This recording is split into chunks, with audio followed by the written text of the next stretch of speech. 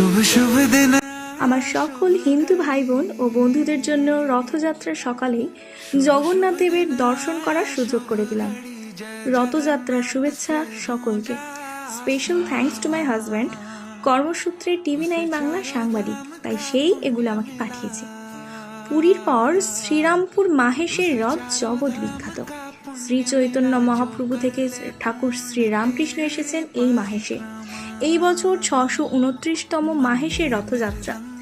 Martin burn কোম্পানির তৈরি এই লোহার রথ 50 ফুট উঁচু, 9টি চূড়া ও 12টি লোহার চাকাযুক্ত 139 বছরের প্রাচীন রথ। আজ দুপুরে হবে দামোদর, তারপর প্রথমে নারায়ণশিলা, তারপর একে একে সুভদ্রা, বলরাম ও জগন্নাথ দেব রথে উঠবেন। তারপর বিকেল 4টে নাগাদ মাসির বাড়ির উদ্দেশ্যে রওনা দেবেন, অর্থাৎ রথের রশিতে টান পড়বে।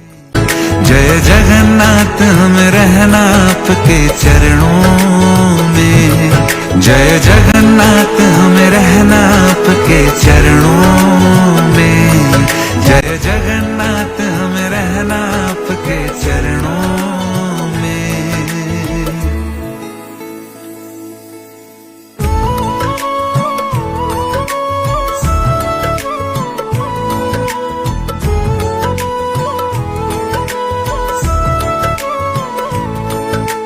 परिक्रमा पथ पे जो भी चला, द्वार खुला हर द्वार खुला।